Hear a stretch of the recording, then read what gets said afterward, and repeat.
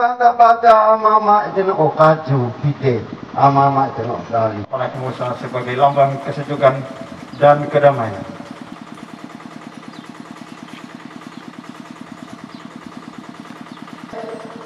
Sago no bola so.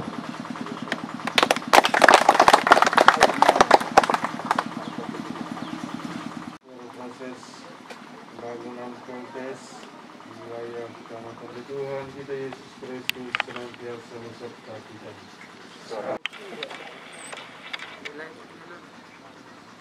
Sila lang ka. Sa kakak. Nak kena makan suruh kacang. Nak. Ade, tanah kau nak batu, ada kau nak gula.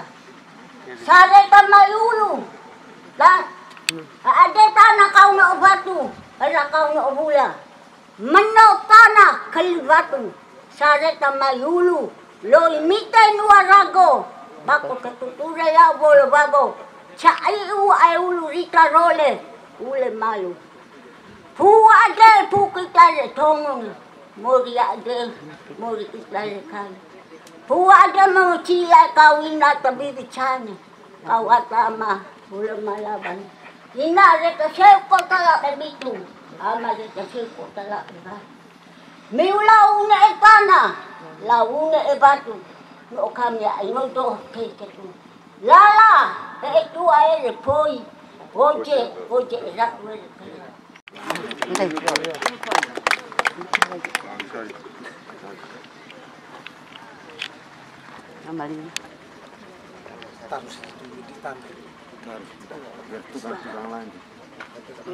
Oke, selesai.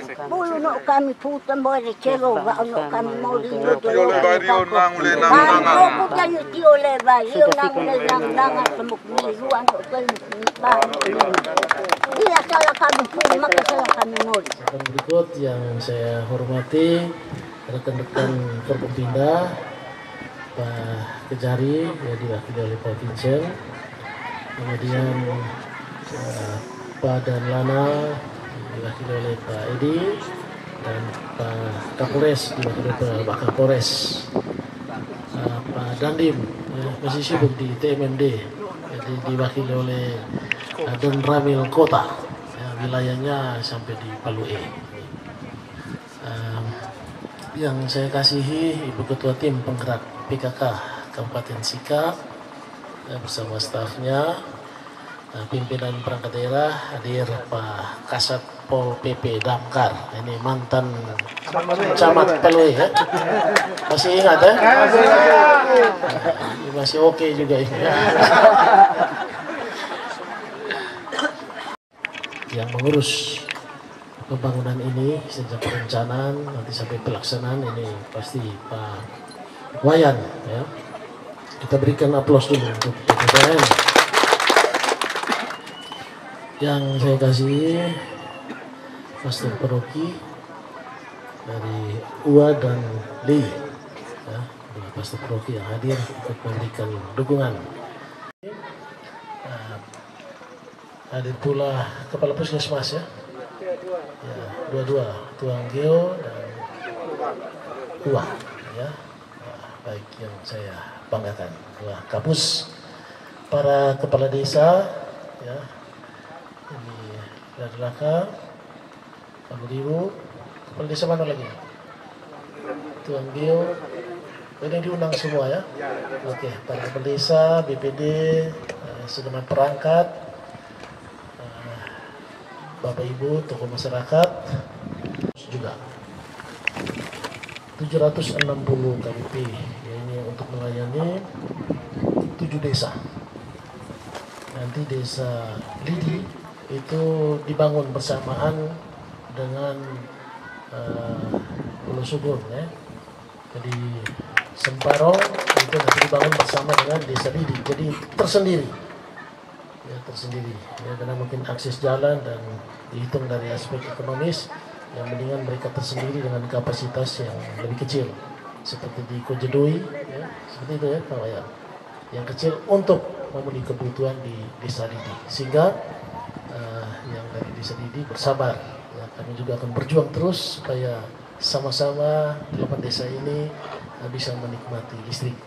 PT Oktober selesai atau sebelum Natal kita sudah bisa menggunakan. Sehingga saran saya sebagai bupati secara simultan, artinya bersamaan, bergandengan, mohon kepada Pak Camat mengkoordinir semua desa-desa yang akan memanfaatkan listrik ini supaya proses administrasi ya, akan beritahu kepada Dinas Pemberdayaan Masyarakat Desa untuk ya merefocusing juga. Memang ada ketentuan penggunaan dana desa, tapi pemanfaatannya ya sebaiknya untuk listrik dulu. Nanti masih ada tahun-tahun berikut untuk yang lain-lain. Ya, maksud saya supaya semua warga di kecamatan ini bisa menikmati listrik ya lebih cepat. Masukkan. Ya, supaya Oktober ya. Insya Allah ya, Oktober sudah terang di sini. Jadi pada saat dinyalakan saya pasti hadir mau bermalam di tempat ini ya, bersama semua. Untuk itu marilah kita semua tadi sudah secara adat kita yakin leluhur sudah merestui. Jadi kita dukung ya, dukung tidak boleh ya ada halangan, tidak boleh. Terima kasih kepada pemilik lahan, hadir juga pemilik lahan. Oh ya, oh mama, ya. Jadi program pemerintah pada RPJMD 2018-2023 itu sudah dan sedang dilaksanakan, yaitu pemenuhan hak-hak dasar. Jadi kesehatan, tadi saya baru mendengarkan ada yang belum memiliki kartu sehat, ya, baik BPJS atau kartu sehat. Nah, ini semuanya kami sudah buat satu keputusan.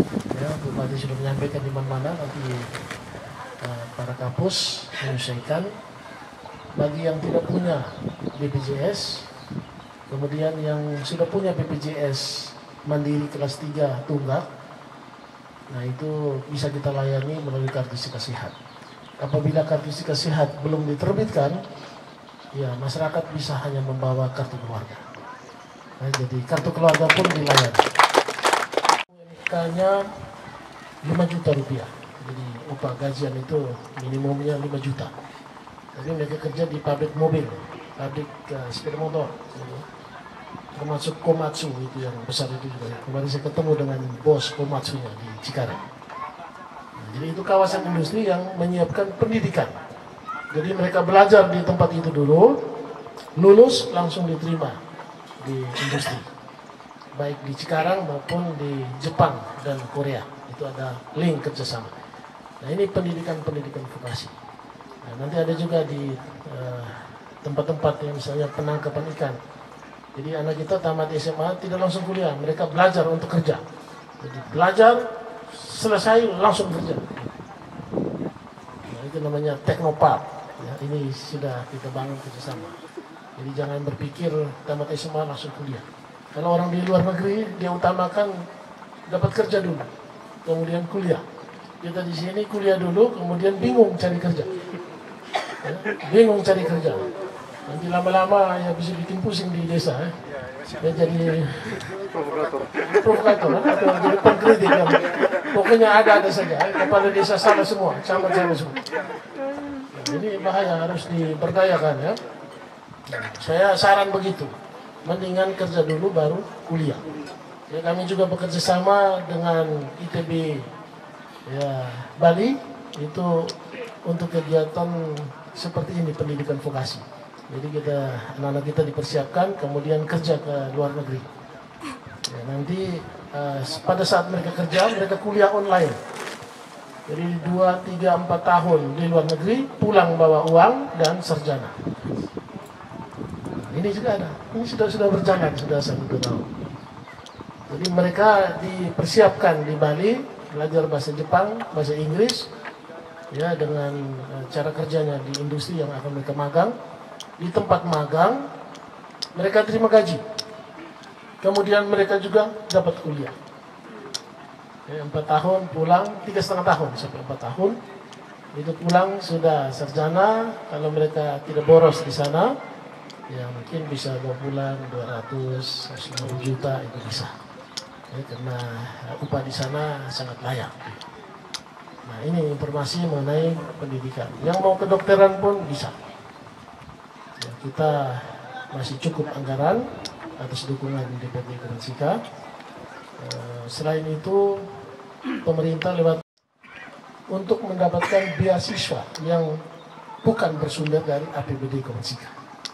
Seperti Universitas Pertahanan, ya, yaitu oleh Bapak Prabowo, nah itu menyediakan jadi kuliah gratis untuk anak negeri, ya, sampai kedokteran juga disiapkan fakultasnya. Nah, yang penting aksesnya, sehingga pemerintah memfasilitasi. Kemudian di Unitri Malang itu juga ada sekolah gratis. Jadi di sana ada 2 model. Yang pertama gratis 100% dibiayai oleh Unitri. Ada juga yang 50%. Ya, jadi kalau kuota kita kebanyakan masih kurang, nah kita tawarkan ke masyarakat. Ya mau tidak kuliah di Unitri, tapi hanya bayar separuh. Nah, ini karena kerja jaringan dengan lembaga-lembaga donatur, ya, untuk mempedulikan bidang pendidikan. Nah ini upaya pemerintah. Jadi kalau tanya bupati, wakil bupati kerja apa, ya kerjanya ini tidak kelihatan, tapi sangat bermanfaat untuk masyarakat banyak. Di bidang kesehatan ini Ibu Kapus, kita juga menyiapkan kerjasama dengan pihak-pihak, ya, lembaga-lembaga sosial di luar daerah untuk program rujukan. Ya, contoh dari Palue sakit, ya, misalnya permisi, misalnya sakit kanker, gitu, ya, bawa ke rumah sakit Cihires, perlu dirujuk ke Surabaya, Jakarta, ya, dalam Indonesia. Nah itu kami bisa membantu, ya, dengan menyediakan, ya, tiket pesawat pulang pergi, ya, dengan 2 orang pendamping, jadi 3 orang yang sakit dengan 2 orang pendamping. Kemudian selama berada di tempat rujukan, misalnya di Surabaya, kita sudah bekerja sama dengan Dinas Sosial Provinsi Jawa Timur, juga dengan Rumah Singgah. Ada 2 lembaga rumah singgah yang sudah kita MOU-kan. Jadi tinggal di sana gratis. Jadi tinggal di rumah singgah, ada dokter, ada perawat, ya, mereka melayani ke rumah sakit rujukan. Nanti ke rumah sakit rujukan itu menjadi prioritas. Jadi tidak pakai antri, sudah tahu. Jadi kalau ini dari ruang singgah Indonesia yang mau bawa ke rumah sakit, nah itu di sana mereka sudah kontak, jadi langsung. Saya sudah ke sana dan menyaksikan sendiri.